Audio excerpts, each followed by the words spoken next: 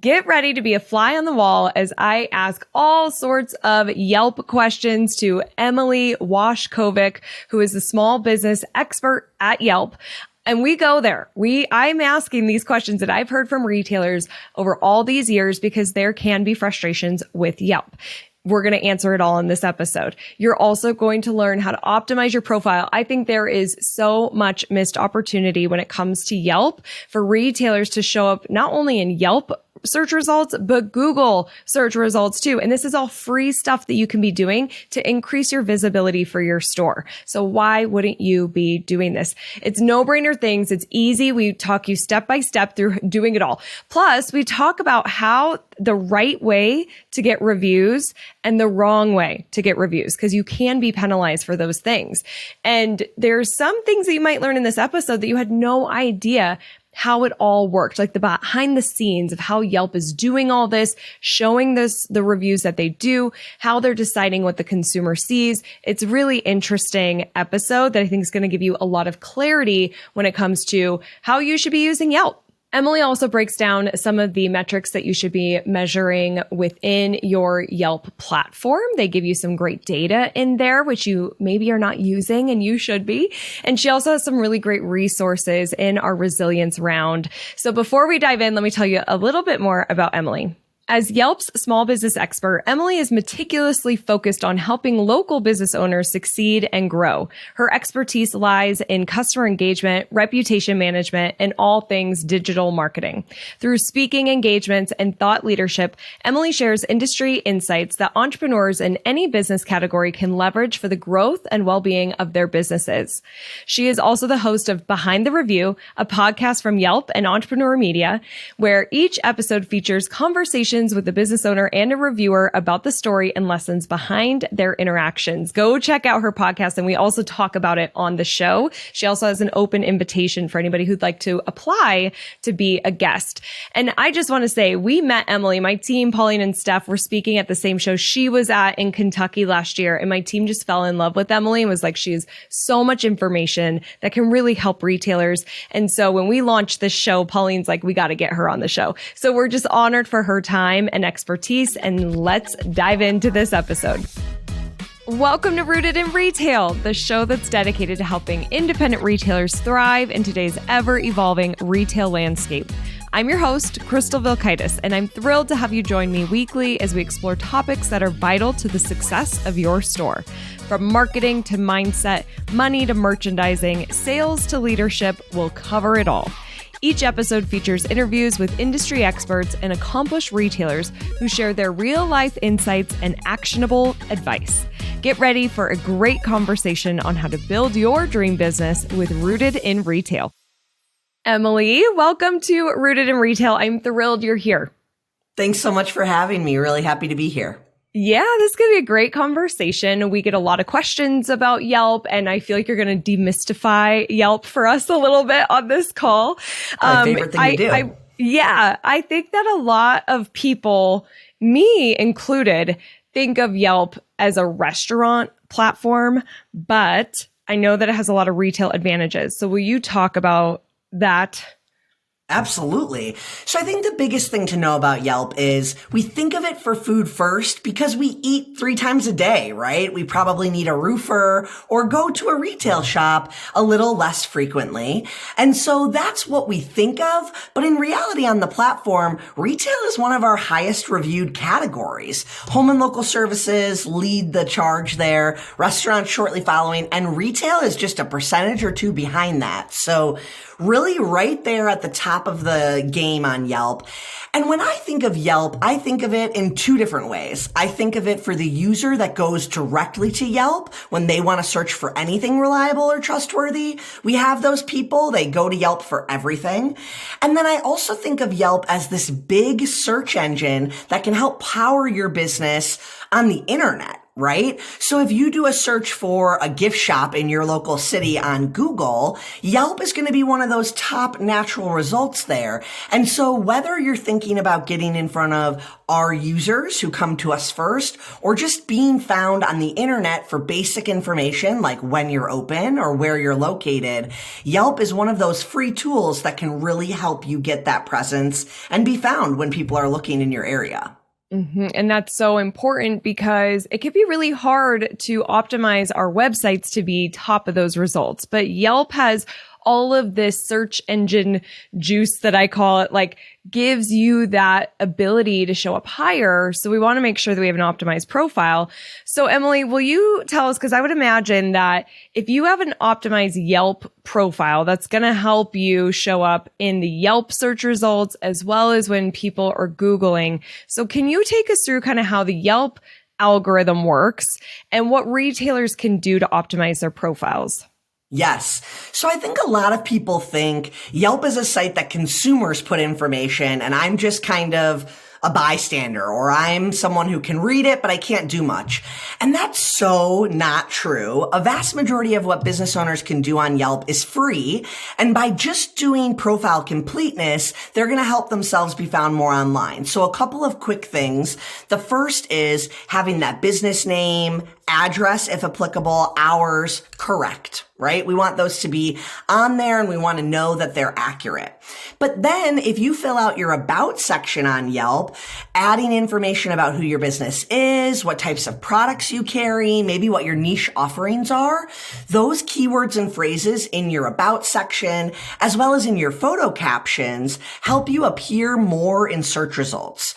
So a good way I like to explain this to people is, if you're a retailer that holds certain brands that you sell, or maybe you have a very niche industry during a certain season of the year, Yelp is going to be a place where if you add more of those keywords, images, if you put that in your about the business section, it's going to help you stand out. Because remember, some people go to Yelp and search for a broad term like gift shop, but some people might search for something as narrowed in as kids board game. And so how are you showing who you are and what you provide in a way that's going to help you stand out for some of those more drilled in searches that we often see? Okay, so anybody that's listening to this, I want an action item for you to go to your Yelp profile and see what do you have listed? Because one thing that we often see is that there's a lot of wrong information.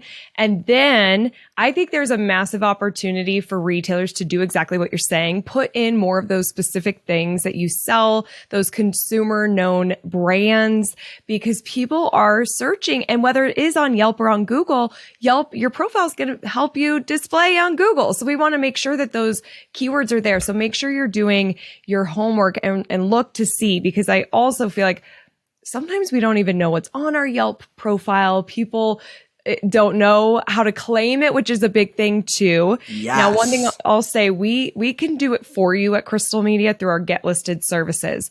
But if somebody's not using us, take us through that kind of step by step if a retailer doesn't have access to their Yelp page yet. Yes. So everyone, whether you already have a listing or you're adding your business for the first time, goes to business.yelp.com. Super easy. And that site actually has a lot of other resources now. It's more than just a login page. So that's a great URL to remember for a lot of things. Business.yelp.com. When you get there, the upper right-hand corner has either a sign in or an add business button. And either way, whether you're claiming an existing page or adding your business for the first time, all you're really going to need is first and last name, the email address that you want to be able to use to log in and get your notifications and things of that nature. But that's not publicly facing. So you can choose whatever email is best for you. And if you're adding for the first time, all you really need is a URL or web address that can verify your business details. So that could even be an Instagram or a Facebook page, as long as you have that store detail information in the about section. So website's the best, but you don't have to even have a website to be on Yelp. That's a good, clear distinction there. And then the other thing is, when you go to business.yelp.com, whether you're logging in for the first time or adding yourself, once you go through that process of putting in your information, you'll find yourself on the home screen. And the easiest way to describe it is that home screen is going to have a graph. It's your activity graph.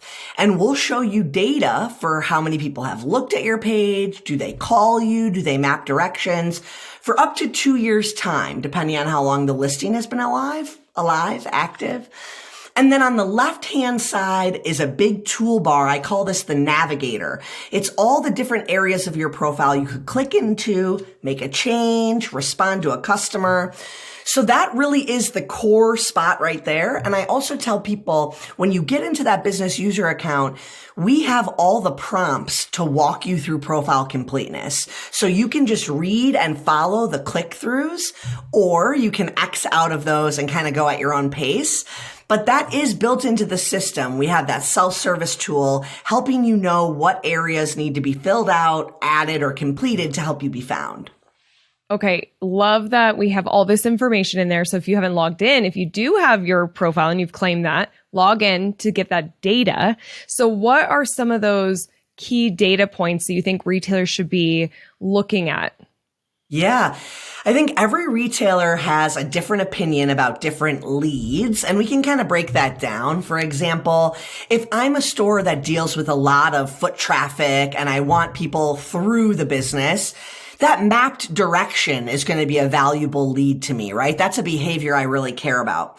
Now, if I'm a retailer that has foot traffic, but also has a pretty big online store and I care about pushing product through my e-commerce channel, then maybe I'm using that call to action button to direct people there, or maybe I'm watching those website clicks as more of an indicator that people are doing what I want them to do. I think another big thing when you're a retailer is maybe having a strategy in place for letting customers know you pay attention to your Yelp presence and your reviews and showing them that you care about their experience. So I've seen retailers do fun things like have a little wall in their business with different frames and they have some of their Yelp reviews printed out. And that's just a fun way to show your customers without asking for reviews that you have a presence and engage them in a way that makes them want to check it out. And that is really the full cycle connection of whether you have that brick and mortar store and or selling online, you still have this in-person and online connection that you need to make. And so that's kind of what I think of when I think of how they should leverage the platform. It's all about zoning in on leads that matter to you, but also maybe seeing how your consumers behave. Like if you're seeing a lot of people are clicking to your website and you'd rather them be mapping directions and coming in person, is that a sign that maybe we can spend a little time making the website better, listing more of our items? Like maybe there's an opportunity there. So I kind of digressed from your original question about which leads matter, but I think it is kind of business to business specific. And hey, you know what I say? Go look at other retail pages to see how they have their profile set up, because maybe it shows you a way that you could have your page set up that would guide your consumer to do the behavior you want them to do.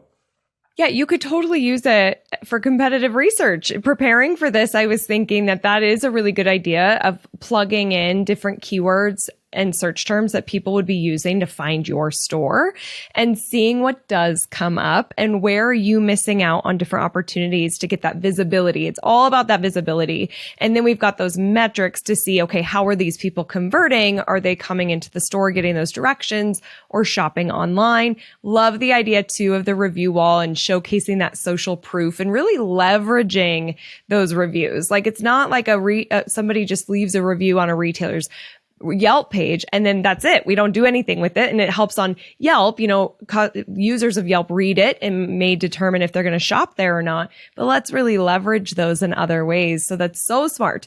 Now let's talk about reviews. I know, let's talk about, let's go, where are there other ways? Because I think this is true, but you can demystify this for me and clear it up for me. You can get in trouble by asking for reviews in a certain way, right? Okay. Yes. So I want my rooted retailers to know How do we ask for reviews in the right way, and what do we need to not be doing? Yeah. I think the biggest thing to start is to know that Yelp has a firm stance against soliciting or asking for reviews, but other sites have different rules. And the reason I say that to preface this is because I'm going to tell you how to do it for Yelp, and I suggest that's a good rule of thumb across the board. But it is true that on other sites like Google, for example, you can ask for reviews and they even give you the tools and features to do that. And so I like to make that clarification because I want retailers to understand that technically they can do these behaviors for other platforms should they choose. Now, Yelp's firm stance on this not asking for reviews is rooted in two different kind of key reasons. One, we think it kind of puts an icky taste in the consumer's mouth when you're soliciting in a way that almost makes your engagement disingenuine, like you only care about the positive review and not the customer's experience. But the other thing is asking for reviews creates an innate bias, right? Like you're probably not asking the people who didn't have a great time what they thought about your business and telling them to write it online. And so as a way of just letting it happen and not be so controlled and honestly not waste so much of your time and energy as a business owner obsessing over the reviews, we like to have consumers do it naturally because they were inspired by some great customer service they received. Or maybe it was a follow-up email that you sent through your point of sale that really reminded them about what a great experience it was. So you can do all of these subtle subconscious things to get your customers to share their feedback. Another example would be asking your customers to share their stories online and not specifically pointing to Yelp. So let's get back to the actual rule on Yelp of not soliciting or asking. That indication is do not do things like send a newsletter to your entire email database with a link to your Yelp page asking for a review. That's a solicitation directly to Yelp, right? Now, if I have we'd love to hear your experience and I link to all of my online platforms, that's a little different. That's a distinction there, right? Where we're not driving them to Yelp and saying, we're trying to grow our Yelp presence. Go here, go here, go here. You're telling them we'd love to hear from you. And here's all the places we have a presence. You go where you go because your customer might be a Google person, for example, or, maybe they would rather write it for your website if you have that functionality on your website. The other thing you don't want to do is have like an iPad in your business, for example, that asks people for reviews. And we see that more in food where a server's like asking for it to close out a transaction. But I've seen retailers do it too, where they have it at the checkout line and they're almost just trying to make it easier on their customer. And I understand that you're trying to decrease the barrier to friction because less than 1% of Yelp users write reviews. Like I can't because of my role. It would be a conflict of interest, but a lot of people just read them. Like writing reviews takes time. It's a habit. And while you can encourage your consumers to do it through creating great experiences, you don't want to be asking in a way where you're trying to bolster your reputation because our review recommendation software is going to work against that. So what you'll sometimes see on certain pages across the board, all industries, is maybe a business has 10, 15, 20 reviews, and then you scroll to the bottom of the page and they might have like 20, 30, 40 not recommended reviews. And some of these, they might be critical reviews where people are saying rude things or unhelpful feedback. Maybe it's not a real customer experience and that's why it was removed. But maybe it was solicited or asked for. And a lot of times in a service-based industry, we see this where it's in their auto follow-ups to ask for this feedback and they genuinely want it to grow and get better. But if they're asking for that Yelp review, they're getting caught in that trap of it not being recommended. Then they're frustrated because all their hard efforts didn't pay off. And that's why you just want to let it happen naturally. You want to shine a light on those great reviews as a marketing tool, but you don't want to drive the customer directly to Yelp to write the review because it really likely won't stick on the profile. Okay. Hey, real quick, I want to invite you to my in-person marketing conference called Evolve, happening April 26th and 27th in Denver, Colorado at the stunning Gaylord Rockies. We are going to talk about all things retail and marketing and more. You're going to walk away feeling confident in yourself, in your marketing plan that feels comfortable and authentic to you. You're going to have a very good understanding of the future of social media and marketing because it's going to look very different than it does today, and how you can adapt and evolve to stay relevant and thrive. Many businesses won't do that, and you can if you come to Evolve. We're going to have other topics as it relates to social media and marketing, as well as inventory management, money, mindset, leadership. This is a packed agenda, plus time for networking, meeting new retailer friends, and getting your questions answered from me and my team and our speakers. I'd love to see you in the room. So go to crystalmediaco.com/evolve to get your ticket. Seating is limited, so hurry and grab your ticket before we sell out. I hope to see you there. Now, and I think that answers one of my other questions, which is I feel like there is a big elephant in the room when it comes to Yelp about reviews being shown or not being shown. And I've heard from retailers for so many years saying, I've got these great reviews, but they're not showing them. And the ones that are displayed are the negative ones. And I've heard all the situations, I'm sure you have too. Like the negative ones, I know it's a competitor, or I know that never happened, or some of these good ones, why wouldn't they show them? And so could that, if I'm understanding what you're saying, could one of those reasons be that Yelp deemed it as a solicited review, and so felt like you're soliciting, you're trying to get these reviews, and so those get hidden? Is that a possibility of why those aren't being shown? Yeah, so that's one of the many things the review recommendation software looks at. It's looking at hundreds of signals, everything from what we know about the reviewer, how many reviews they've written, and other behaviors like did they check in at your business? Because that gives that data point that they were physically GPS attached to your location at one point. So all of these factors influence. And a lot of business owners get frustrated when they hear us say how much we know about the reviewer or how active they are on the site. And I love that my mom started using Yelp a couple of years ago. She had always searched, but she started reviewing a couple of years ago because now I have like a real person who I've seen go through this process where some of her reviews, even to this day, are in the not recommended section of certain pages, and some are. The thing about the review recommendation software is it's constantly running and changing, which means as we get to know more about a reviewer, perhaps a review could move to the recommended section. The other thing, like you mentioned, is you would be amazed how many times people are trying to control their reputation by things like having an employee write a positive review. And, there's a lot of ways that things are tracked online. I think we all know about like IP addresses and those types of things. So I don't need to get into the weeds on that. But a lot of times when I see business owners with substantial amounts of not recommended reviews, they're normally doing some behavior, maybe knowingly, but oftentimes maybe not. And that's what's causing those reviews to go to the not recommended section, which is why I like to talk about this with people like you. The other big elephant in the room, as we like to call it, is the misconception that Yelp is a pay-to-play site. And that has been a common talking point for years. I mean, back in the day when I moved from sales over to the corporate communication side of Yelp, it was in an effort to go to conferences, trade shows, conventions, and educate simply on the fact that a vast majority of what you can do on Yelp is free.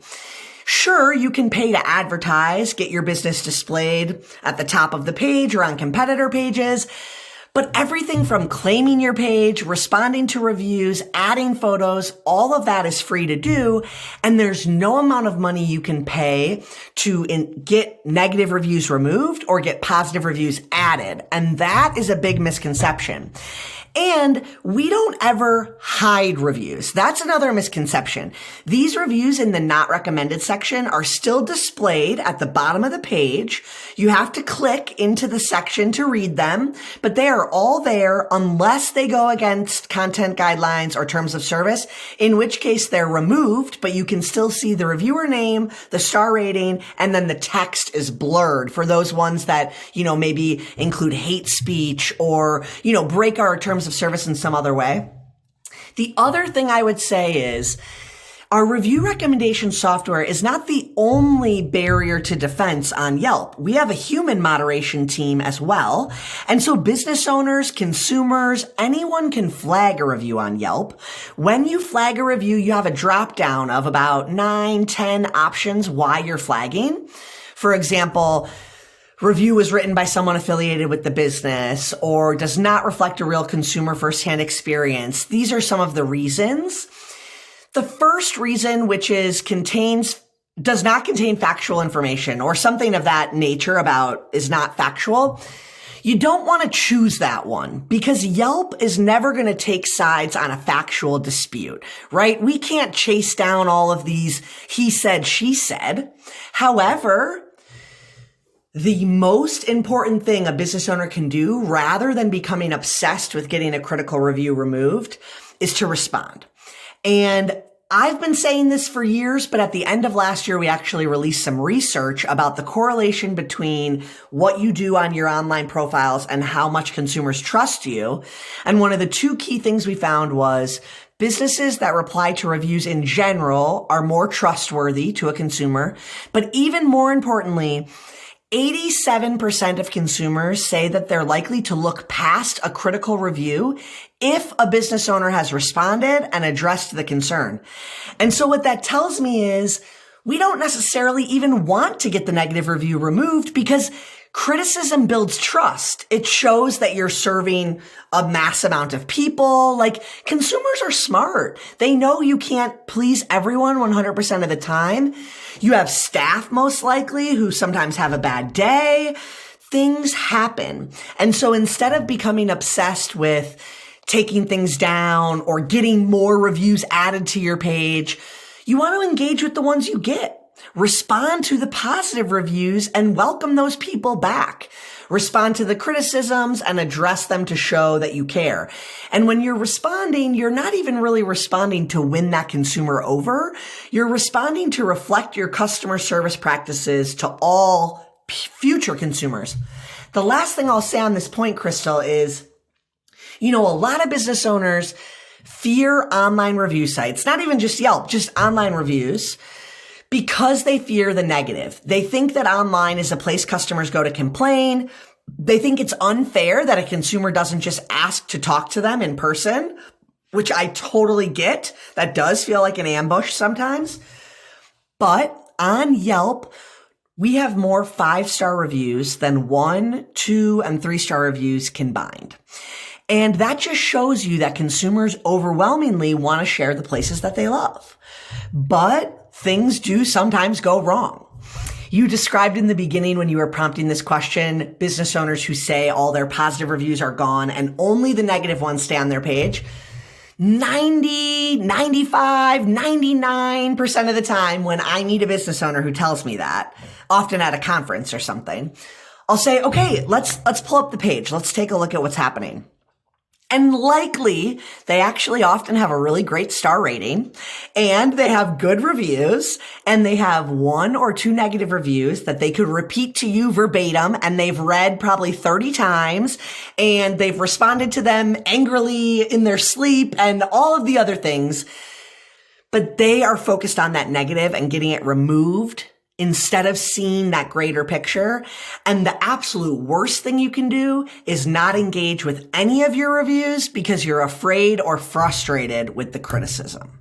Yes. Ooh, there was so many amazing things that you said in there and so helpful. So here's the deal. To kind of recap it, all social media platforms, and this isn't necessarily social media, it's a listing, a review platform, but all these platforms, there's always something that we're going to be frustrated with. Like the algorithms, the way that they all do things, it's not always going to measure up with what we think it should be. Like, think about, we are creating so much content for social media and it barely gets shown. And that's frustrating, right? Like there's a lot of things that can frustrate us. The key to any of these platforms, in my opinion, is to really understand, how can I use this as a tool to connect with my customers, and in knowing I can't control these platforms, but there are certain things I can do to really stand out. And so just delivering great experiences so people feel inclined to do that review, and having a follow-up and getting those more naturally is a great way. Claiming the profile, having correct information, updated information, show the seasonal content, time of year, those things, another great way. Then responding to all reviews so people can really see your customer service and see that you're present and showing up. Those are such great ways that you could be using. And then, of course, looking at your metrics to see, how is it performing? I do have a quick clarifying question. So, because I'll see at a lot of retailers, they'll have an iPad or signage that asks people to review them, but doesn't make it a part of the transaction at all. So that type of pay, like, hey, share your experience on Yelp with us, and a QR code right to their page, is that type of activity fine? It's a good question. We actually have these Find Us on Yelp stickers that you can request for free. I can get you the link to put in your show notes. Those now have just been rebranded to include a QR code for your business, which is incredible. So I would recommend using those because they were built through the system, so they are reliable. I think you also might be able to access a QR code for your business in your business user account. I can get clarification for you on that. If you process credit cards, you're going to want to listen up for this resource, because it could save you hundreds, if not thousands of dollars a year. It personally saved my business thousands of dollars every single year. The resource is our friends over at Payrock, and they have an epic offer for my listeners. Listen up. All you have to do is send a merchant statement over to Payrock, and they're going to see if they can meet or beat your fees. If they cannot meet or beat your fees, then they're going to send you $500. So if you process credit cards, send a statement, you can make $500, or you could save hundreds, if not thousands like I did. It's worth checking. So go to crystalmediaco.com/payrock, and that's PAYROC, to get that process starting, to just send your statement. You guys, I drug my feet for years in sending a statement, and I'm glad I finally did, because I'm saving so much money. This is a great offer. I hope they can help you like they did me. Now, years ago, I was at a conference. This was maybe 2016, 2017. And I was talking to somebody who spoke, who also worked at Yelp. And he was really saying the power of check-in offers. And but I, as a Yelp user, I don't see this very often. I feel like it's an underutilized part of the app. So it seems like you agree. Please tell the listeners about check-in offers. Okay, so Crystal, this is a loophole to quote unquote asking for a review. This is literally a built-in loophole. And as a retailer, you have a unique advantage because this feature is only allowed to be used by brick and mortar businesses. You have to have a physical location to activate a check-in offer. So let's start with what a check-in offer is. It's a free feature that you activate in your business user account, and you can set the offer to be whatever you want. So it does not even need to be monetary. You know, some places have it as monetary, like maybe it's a couple percentage off a first item, or at a restaurant, maybe it's a buy one, get one item. But it does not need to be, and it doesn't need to cut into your margins. For a retail shop, I love things like branded low-cost items. Do you have stickers for your business that you could give away? Are there little coupons or something that you can give them to return on their next visit? Like, what's something that would help you that isn't cutting into your profit margins? Set that as your quote-unquote check-in offer. Now, here's the thing about check-in offers. Our users that are the most active and engaged, our elite community, which people may have heard of, these are people that use those functions and features all the time. Like, they check in everywhere, even if there isn't an offer, because they want their friends to see where they stopped. But also, they check in because when they check in, the app is going to prompt them to share their experience at that business later. It's going to send them an email and a push notification that says, share your next review awaits, and then it'll link to the places that you've checked in. So for many of them who want to keep track, maybe if they're traveling or doing a fun weekend with friends, they're using that functionality whether you're offering something or not. Now, for the rest of us who are just normal, you and I, Joe Schmoes, I check in here and there. It's not like a big thing I'm always doing. But if I see a business is communicating a check-in offer to me, that's something I'm going to do. And so as a retailer, instead of asking for a Yelp review, you can have signage or verbiage or information around your business encouraging your customers to check in. And by encouraging them to check in, you're giving that prompt through the system to write a review, and those reviews are more likely to be recommended because we have that GPS association that that person was in your business physically at one point in time. So check-in offers are fabulous. Let's circle back to how to set them up or use them, because the other thing is, when you have a check-in offer, to some extent, your staff has to kind of be in on that, right? Especially if you're giving something because they checked in. So that's a little bit of a training. Everyone needs to know how to redeem the check-in offer, which technically you just walk the user through hitting some buttons on their own device. But I think it's a great way to do branding or invite people back in. I think of the big retailer Kohl's. A lot of people know Kohl's now. They're all around the country, but they originated right here where I live in the Midwest. And they do their Kohl's Cash, right? You spend certain amounts of money, you're getting $5 or $10 back in Kohl's Cash. And it has a window of time it can be used. And a lot of the time it gets me to come back in that window and just buy something I don't really need, so I'm spending more money. Or sometimes I don't use it at all, and that means Kohl's didn't lose any money. And so if you have a functionality where you can invite people back, maybe it's for an upcoming seasonal thing, maybe you host events sometimes in your space. These are the types of things where you can engage them in a way that's going to bring them back through the door. And again, we're not cutting into our margins. We're incentivizing a return visit at the end of the day. Okay, so I feel like all brick and mortar retailers need to set up a check-in offer. I agree. Yes. I agree. Okay, another action item for you guys. And if you are a Get Listed client, we can do that for you. But take action on what you're learning. This is going to help you show up in those search results. It's going to help more people find you, engage with you, write those reviews. This is so good. Emily, all right, let's go into our resilience round. Are you ready? I'm ready. All right, here we go. What is the best business book that you've read? Yeah, I have read so many, but I'm going to give you a newbie that I've recently read, and it's called Build for Tomorrow by Jason Pfeiffer, the editor-in-chief of Entrepreneur Magazine. He's a dear friend of mine and the idea creator to my podcast. But this book is great for anyone. It's all about change, the 4 phases of change that we all experience, and how you can get yourself through the initial stages faster to get to that good part of change where you wouldn't go back. You love the way things are now. And it's hard, whether it's in your personal life or in your business, to navigate change at all. And so this book is great for that. It's also so digestible. You could just read 10 or 15 minutes with coffee or before bed and get something each of those times. So highly recommend Build for Tomorrow by Jason Pfeiffer. Awesome. I cannot wait to read that. That sounds so good. Best retail technology, like an app or software?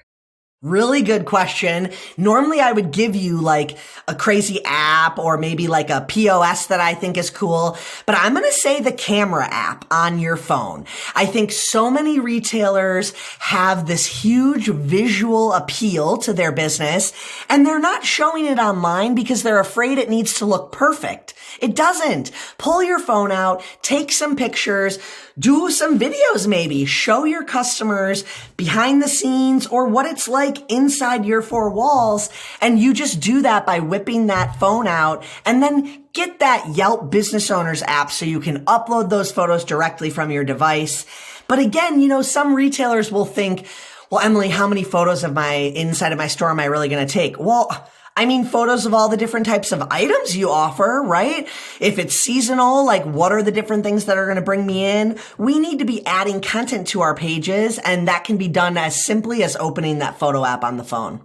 So good. I always say you want to bring the physical storefront to the digital world, and it's so easy today. It's so easy.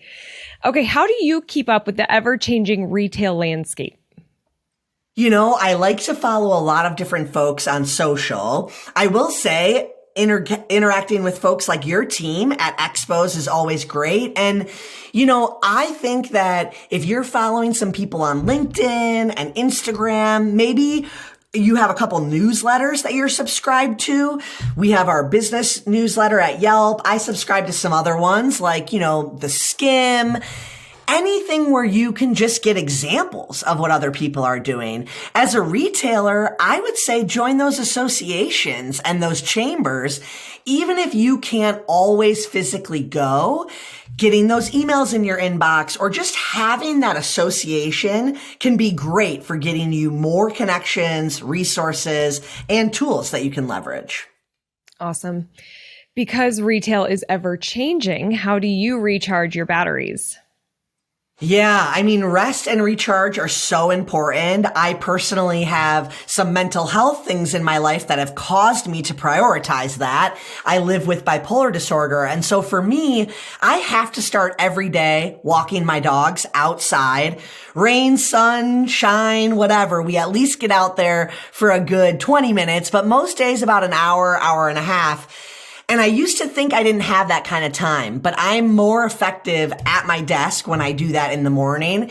And then in the evenings, I need to power down and get a good night's sleep. And I think some entrepreneurs think there's never enough hours in the day. I've got to burn the candle at both ends. But truly, if you are not sleeping enough, you're doing a detriment to your brain and your business because you're not as clear, crisp, and focused as you could be. So, I'm not a parent, but I know for parents, sleep can be hard. For entrepreneurs, sleep can be hard. But try to get a routine. Try to look at that as a recharge that makes you more effective in those fewer hours you're functioning during the day. So incredibly important. And I think to your point of committing to these walks and they're non-negotiables, in the beginning, it does feel like I can't. How do I have time for this? But it makes me think of the book that you recommended about creating change and how change can be so hard.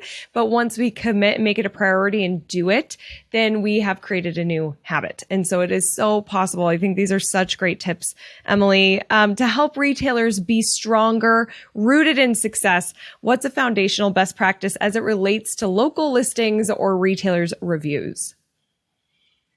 I think every business needs to have a strategy for engaging with their online presence. You need to have those notifications for your different platforms turned on, and you need to have a plan in place for how you're going to react and respond. If you make that plan before the problem, you can help eliminate some of that emotion. And that's normally the biggest hurdle for business owners when they're dealing with something and they're stressed, as opposed to when they're dealing with something and they can just follow the steps that they've outlined for themselves. So that's a really, really big thing.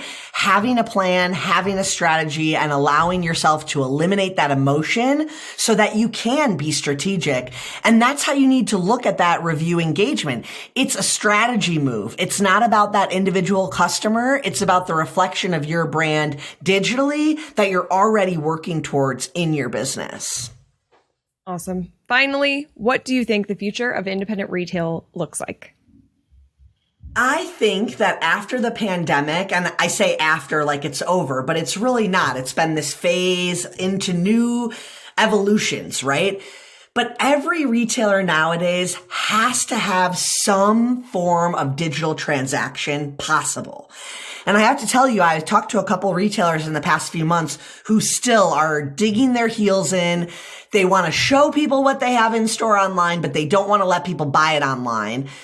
And, I normally don't push people, Crystal. I normally let people stand firm to their decisions so long as it's made for a certain reason. Like, I can't handle inventory management online and I'm afraid I'm going to sell something and not have the item. Okay, that would be reason enough. I could understand that.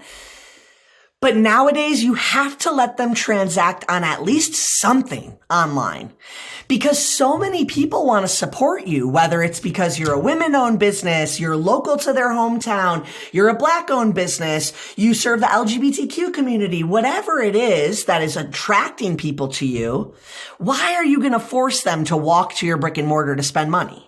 Why not give them both options?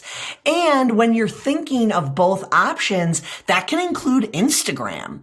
I've seen so many retailers start leveraging Instagram for sales. I'm talking like $100,000 items. I would have never thought you'd be listing that stuff on Instagram. I have this jeweler in Chicago. She's incredible. And she makes her own handcraft stuff, but she also sells BIPOC artists jewelry, and she lists multi-$1,000 rings on Instagram. I checked in with her lately. I said, are those selling? She said, you wouldn't believe it, Emily. We used to just list the small items. I got big stuff on there now. I'm putting that on Instagram because people want to spend, and maybe they still want to come into the store and see it and touch it, but they're looking at it on their couch, and some of them are putting their credit card in on their phone because they do it all the time. Yes, they do. You got to show up where people are shopping. You just have to. Such good answers to our resilience round. Thank you so much, Emily. That was awesome. You mentioned your podcast. Will you tell people about your podcast? Yes. Behind the Review launched in November of 2020. It is a production by Yelp and Entrepreneur Media. And every episode we feature conversations with a business owner and someone who wrote them a Yelp review. So it's a really fun way to hear directly from business owners' mouths across all industries, all sizes of business, what they do to connect that in-person experience to their online experience. And you get to hear from different consumers too, what motivates them to write reviews, what stands out and makes them want to return to a business. And the thing I love so much about the show is we talk about Yelp sometimes, but a lot of the times we're just talking about in person and online for your business. And so whether you're listening to a dentist or a retailer, I think every business owner and consumer can take something away from the conversation. We also just launched season 2 where we're doing some more features of buzzy guests, but also having thought leaders and industry experts on. So we might have to have you join for season 2, Crystal. Oh, I would love that. I am always happy to help. I would love it. And I love your concept of the show where you talk to the reviewer and the store or business. Like so cool. So we'll link to all of that in our show notes. And I would love to be a guest, Emily. That would be so fun. Before we sign off, Emily, how can people connect with you? Yeah. So I think the biggest thing is you got to stay in touch with the Yelp for Business accounts on social. They post great stories, tips, action items, all that stuff. You can find me on any major social media platform, Emily Washcovick. I also can be reached at podcasts@yelp.com. And I give my normal email out as well all the time. So EmilyRW@yelp.com. I will say we're always looking for new guests for the show. So if you'd like to submit your retail business, email that podcasts@yelp alias and we'll get you submitted to be vetted for the show. Oh, that's awesome. Thank you so much, Emily. I learned a ton. This was such a good conversation. I really appreciate your time and what you guys do for small businesses. Thanks for having me. It's really great to know you and know your team. And I'm excited to hear what your retailers think about this advice. Yes, awesome. Thank you guys for listening. Remember that I am rooting for your success and have a great week ahead. Bye. Thank you so much for being here. It means the world to me. Don't forget to join the Rise and Shine newsletter, which is social media news you need to know, sent via email every Monday morning. Go to crystalmediaco.com/rise to join. And don't miss the newest episode of Rooted in Retail, which drops every Sunday morning.